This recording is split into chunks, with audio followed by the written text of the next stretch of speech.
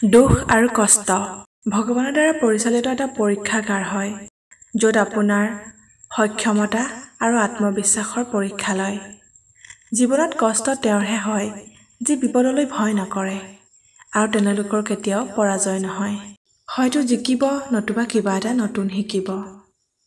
জীৱনৰ আধা অভিযোগ নিজে নাইকিয়া হৈ গ'লহেঁতেন যদি মানুহে আনৰ ভাল বেয়াটো খুচৰি থকাতকৈ এজনে আনজনক কেনেকৈ ক'ব লাগে সেইটো শিকি ল'লেহেঁতেন। মা এনে এটা বেংক য'ত আমি প্ৰতিটো ভাৱনা আৰু দুখ জমা কৰিব পাৰোঁ, আৰু দেউতা এখন ক্ৰেডিট কাৰ্ডৰ দৰে, যাৰ হাতত টকা নাথাকিলেও আমাৰ সপোন পূৰ কৰিবলৈ প্ৰতিপল চেষ্টা কৰে। জীৱনৰ পৰীক্ষাত কোনো নম্বৰ বা শতাংশ পোৱা নাযায়, কিন্তু যদি কোনোৱে তোমাক হৃদয়ৰ পৰা মনত পেলায়, তেতিয়া বুজি পাবা যে তুমি জীৱনৰ পৰীক্ষাত উত্তীৰ্ণ হ'লা। কোনো মানুহৰ 100টা গুণ থাকক লাগিলে, যদি তেওঁৰ মানৱীয়তা নামৰ গুণটো নাথাকে, তেতিয়াহ'লে তেওঁৰ আৰু একোৱেই নাই।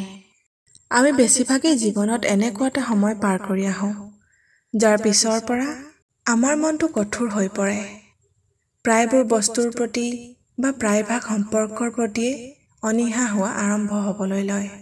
কাকো ইমপ্ৰেছ কৰিবলৈ সময় খৰচ কৰিবলৈ মন নাযায়। কাৰোবাক ভাল লাগিলেও ক'বলৈ ইচ্ছা নাজাগে। ভাল পালেও প্ৰকাশ কৰাৰ ইচ্ছা নাথাকে। বহুত সময় ধৰি ফোনত কথা পাতিবলৈ ইচ্ছা নাইকিয়া হয়। কোনোবাই ভুল বুজিলে বাৰে প্ৰতি বুজাই ভাল কৰিবলৈও ইচ্ছা নাইকিয়া হৈ পৰে। মানুহ হৈ জন্ম হ'লে অভিনয় কৰিবলৈ শিকিব লাগিবই। সকলোৰে লগতে অভিনয় কৰিব লাগিব। পৰিয়ালৰ লগত, বন্ধু-বান্ধৱীৰ লগত অভিনয় কৰিব লাগিব।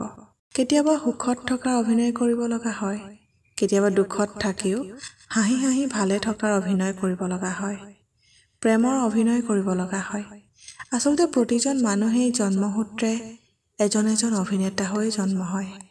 এই জীৱনৰ এটাই নিয়ম, আৰু সেইটোৱেই হৈছে বাস্তৱ। আপুনি যিমানেই মেচ্যুৰ হৈ উঠিব, সিমানেই আপুনি চৌপাশৰ মানুহবোৰক হেৰুৱাবলৈ ল'ব। কাৰণ যদি কোনোবাই আপোনাক এৰি যাব বিচাৰে, তেওঁক ৰখাবলৈ হাজাৰ কাকুতি মিনতি কৰাটো বাদ দিব।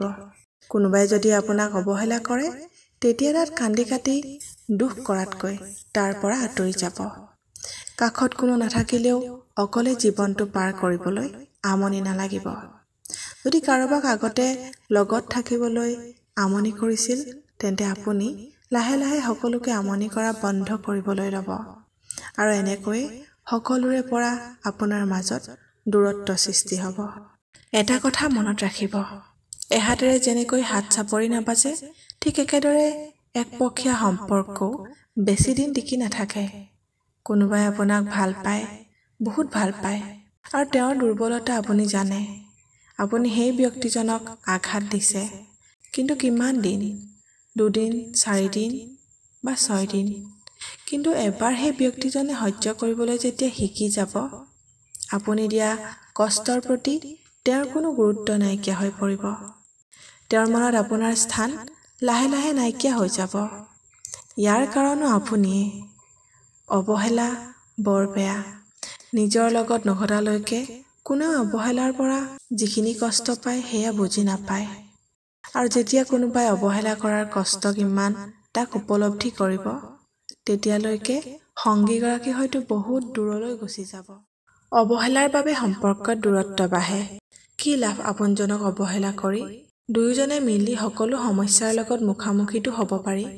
মনৰ মাজৰ সংশয়বোৰ বুজাবুজিৰে দূৰ কৰিব পাৰি। যেতিয়া মানুহ এজনৰ আটাইতকৈ প্ৰিয় লোকজনে তেওঁক অপছন্দ কৰে বা অৱহেলা কৰিবলৈ আৰম্ভ কৰে, তেতিয়া মানুহজনে বহুত কষ্ট পায়, মানসিকভাৱে ভাগি পৰে।